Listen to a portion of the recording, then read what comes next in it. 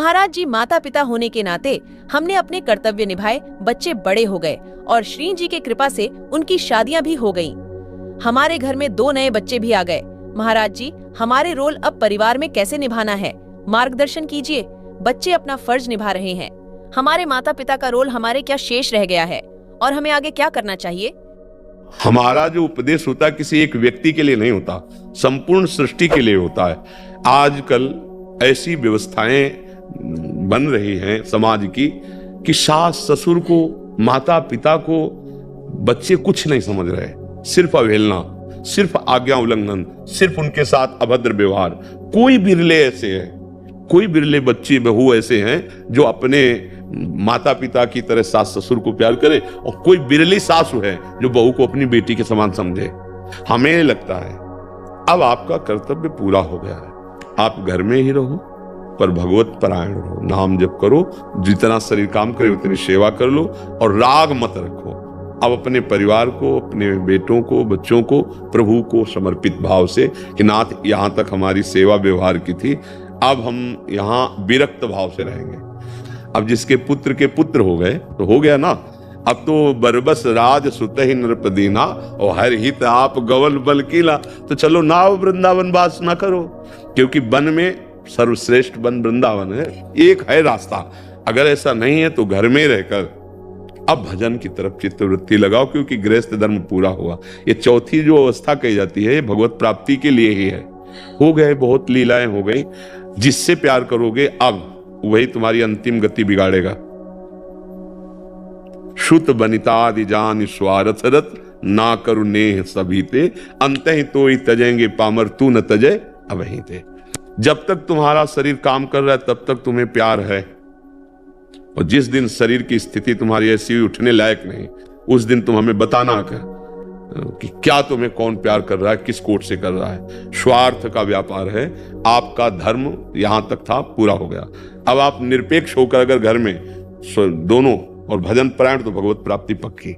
अच्छा, भजन न करोगे तो पूरा संसार क्या, पशु पक्षी भी अपने बच्चे पैदा करते हैं, उनका पालन पोषण करते हैं, उनके लिए शिकार करते हैं, मुख मिलाते हैं, उनके डालते हैं उनके राग में।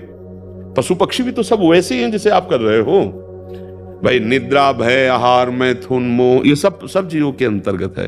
देखो, एक बात नहीं है, वो भजन नहीं कर सकते भगवान का। आप विवेक के द्वारा राग का त्याग करके भजन करके परम पद प्राप्त कर सकते हैं। अब हमारे पास आओगे तो माया मोह का नाश करके भगवान की प्राप्ति की ही बात करेंगे। हाँ, अगर अब ये कहें कि हम, तो इनको उपदेश ऐसा नहीं कहें, इनको कहेंगे आपका परम कर्तव्य, जैसे आपके माता पिता ने आपको इस योग्य बनाया, ऐसे पहले बच्चों को बनाओ, बीच बीच में नाम जप करते रहो, आपका ये परम कर्तव्य। जैसे आपने बताया कि सब हो गया, वो अपने अपने कार्य में लगे हैं, उनके भी बच्चे हो गए, बहू। अब आपको चाहिए सच्चिदानंद भगवान की प्राप्ति। अब ना संभल पाओ तो फिर पुनरपि जननम, फिर आगे जन्म हो जाएगा। क्योंकि जहां राग होता है वहीं, देखो अजामिल का राग बच्चे पे था, पर बात इसलिए बन गई कि बच्चे का नाम नारायण रख दिया। नारायण, सब काम बन गया, राग ने काम बना दिया। बच्चे के प्रति राग था वैसा। अब जैसे घर के प्रति राग हो, ये हमने कमा के, ये हमने बनाया, तो उसी में फिर जब शरीर ऐसे ऐसे बहुत बड़ी दुर्गति है जीव की बड़ी दुर्गति है भैया। इसीलिए हम कर्तव्य को भजन माने। जैसे एक माई ने बताया, अब इसका कर्तव्य था। अब जो श्वासें बचे हैं, ईमानदारी से अगर राधा राधा राधा राधा, तो वो काम बन जाए जिसलिए हम आए हैं। साधन धाम मोक्ष कर द्वारा, ये मनुष्य दे भगवत प्राप्ति के लिए, परमानंद की प्राप्ति के लिए। अब इसके बाद हमें मनुष्य दे मिलेगी, गारंटी तो नहीं है ना। अगर बिगड़ गई बात तो कोई, देखो हिरन के बच्चा में प्रेम कर लिया और ध्यान मरते समय हिरन का रहा, तो हिरन बन गए जड़ भरत जी। भागवत में है ना प्रसंग। हम लोगों के तो हिरन के केवल, उनके तो एक बच्चे अपने भगवान के ध्यान के लिए पत्नी, पुत्र, राजमहल, परिवार सब छोड़ दिया, फंस गए एक हिरन के बच्चे में। और अपने लोग तो कितनी जगह आसक्त किए हैं, तो क्या बनना पड़ेगा। बहुत सावधान। हम ये नहीं कह रहे कि बाबा जी बनना कोई खेल भी नहीं है। भोगों की जो आकर्षण वृत्ति, आप लोग देखो कैसा मन तुम्हारा करता है, लेकिन नाम के द्वारा, भजन के द्वारा, ज्ञान के द्वारा उसे भस्म करके फिर आगे ऐसी ऊंचाई पर जहां काम क्रोध छू न पाए, वो स्पर्श भी न कर सके।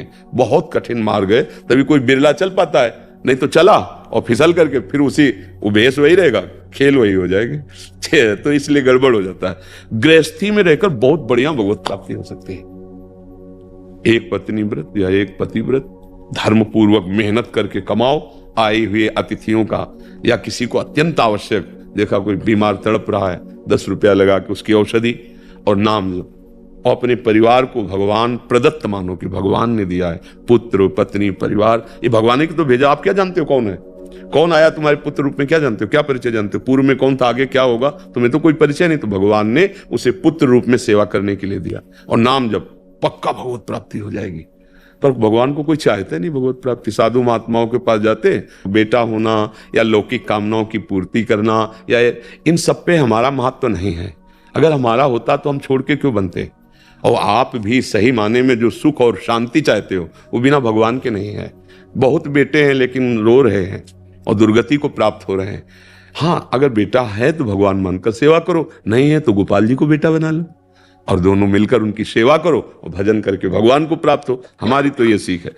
कोई ऐसी चाहें, ऐसी कामनाएं संतों के पास लेकर के नहीं जानी चाहिए, क्योंकि वहां जो अमोघ वस्तु मिल रही, संतों से कामना करने का मतलब जैसे सम्राट के पास जाए और वो कहते जो इच्छा हो मांग लो, वो सोचे कि 1 महीने का भैंस का चारा दे दो और ये वो और मांगेगा क्या, उसकी सामर्थ्य कितनी है। ऐसे ही हम लोग क्या करते हैं, ये बहुत बड़ा लाभ, जैसे आप आ रहे हो ना, आप लोग संत भाव से आ रहे हो, तो एक एक कदम पे यज्ञों का फल मिलता है। संत दरस को चालिए तज माया अभिमान, ज्यो ज्यो पग आगे पर है कोटिन यज्ञ से। तो अब इतनी मतलब अमूल्य वस्तु जो तुम्हें मिल रही, उसको कामनाओं में तेरे कोई कहे हम आपके दर्शन करने आए, हमको ये विजय मिल गई या ये लाभ, ये तो बहुत छोटी बात है। हम तो तुम्हें माया पर विजय प्राप्त करने की बात कर रहे हैं, काम क्रोध लोभ पर विजय जो कभी नहीं प्राप्त कर सकते, वो बात है। सत्संगति का तात्पर्य भगवत प्राप्ति, संतों के संग का मतलब भगवान की शरणागति। तो अब ये बातें तो कम समझ में आती लोगों को, ये समझ में आती कि सिद्ध है, वहां जाएंगे तो ये हमारी बात बन जाएगी, कामना पूर्ति हो जाएगी। तो प्रायः लोगों का ऐसा नहीं। संत संग भगवान के प्रेम रंग में रंगने के लिए है। हमें लगता है यहां अगर आए कोई तो सुधारने के लिए ही आवे। आचरण सुधार लो, मन की वृत्ति सुधार लो, तो बिना मांगे सुख आपको मिलता रहेगा। अन मांगे, स्वामी हरदास जी कहते हैं, अन मांगे आगे आवे गो ज्यो पल लागे पल को।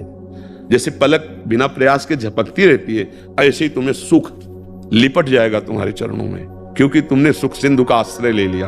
अब भगवान का आश्रय न लो, बुरे आचरण करो तो सुख मांगने से थोड़ी मिल जाएगा। चाहे जहां जाओ, आचरण किया है वो तुम्हें दंड दे के रहेगा। इसलिए हमारी प्रार्थना है कि अब आपका समय अधिक से अधिक भजन में जाना चाहिए और इसी से जीवन की सार्थकता